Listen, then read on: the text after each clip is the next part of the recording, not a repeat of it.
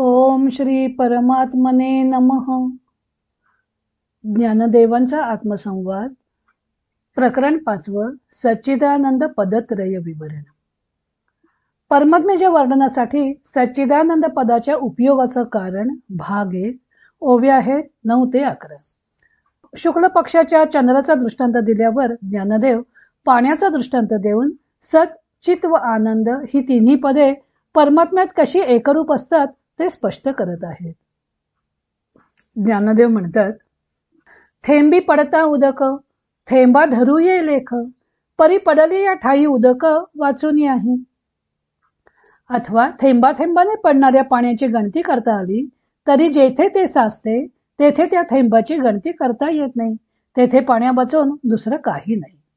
तैसे असताची या निवृत्ती, सत म्हणो आले श्रुती, जडाची या समाप्ती चिद्रूप ऐसे. त्याचप्रमाणे असत म्हणजेच अभाव रूपाची निवृत्ती करण्यासाठीच श्रुतीने सत शब्दाची योजना केली आणि जडाची निवृत्ती करण्यासाठी चित या शब्दाची योजना श्रुतीने केली. दुःखाचे नि सर्व नासे, उरले ते सुख ऐसे, नि गदिले निश्वासे प्रभूचे नि. प्रभूचे नि निश्वासे म्हणजे वेदानी किंवा श्रुतीने. दुःखाचा सर्वनाश झाला असता जे उरते ते सुख हे सांगण्याकरता सर्वेश्वराच्या निश्वासरूप अशा वेदांनी आनंद शब्दाची योजना केली आहे. स्वामी स्वरूपानंद याचं अभंग रूपांतर करताना म्हणतात, वेगळाले थेंब भासती अनेक, तळी मेघोदक पडे जेव्हा, परी पडे तेथे पाणीच ते पाणी, सर्वत्र होवोनी राहे जैसे. तैसी सत्ताधिक पदे जरी तीन, एकची अभिन्न आत्मवस्तू. एक आत्मवस्तू जगी असे साच, त्या विण नाहीच दुजे काही.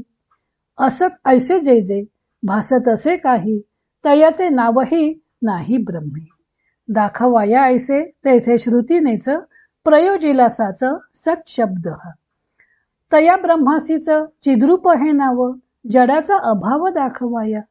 परब्रह्मी नाही लेशही दुःखाचा, दाखवायासाचा भाव ऐसा.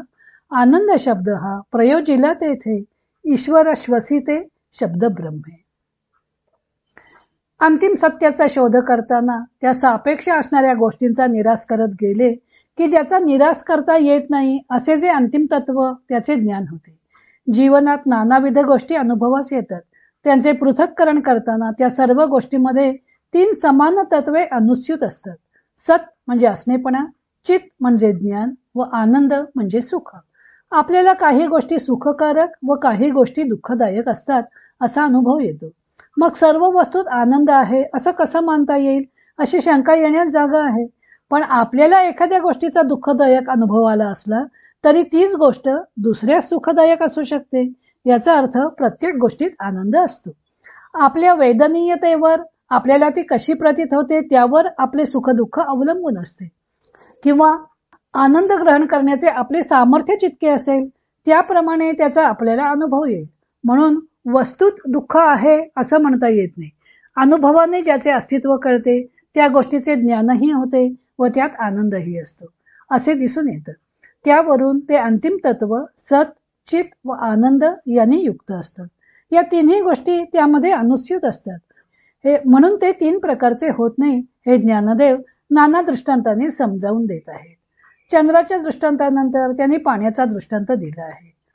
पाण्याचे थेंब पडत असता ते वेगवेगळे दिसतात व त्यांची मोजदादही करता येते. परंतु ते जिथे पडून साठून राहतात तिथे ते वेगळे दाखवता येतात का? तेव्हा त्यातील वेगळे संपून एकमेव पाणीपणानेच असतात. त्यावर अशी शंका पुन्हा येऊ शकते की परमात्मा रूप अखंडैक रस असताना सच्चिदानंद या शब्दाने त्याचे वर्णन श्रुती का करते? त्याचे उत्तर ज्ञानदेवाने 10व्या ओवीत दिलं आहे.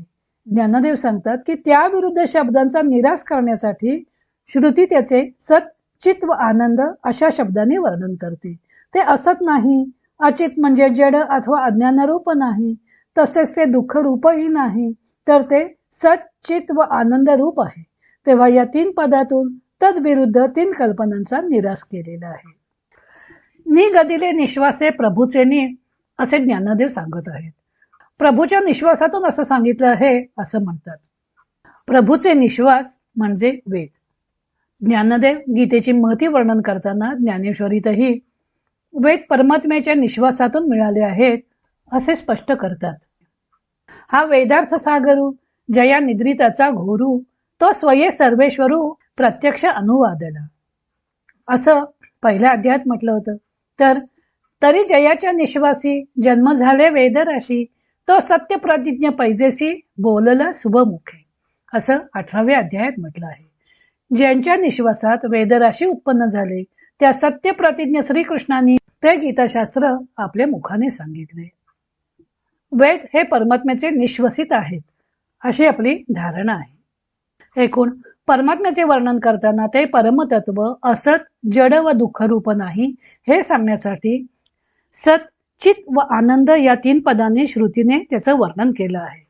पुढे ज्ञानदेवाने सिद्धांत सांगितला आहे तो भाग आपण उद्या पाहू.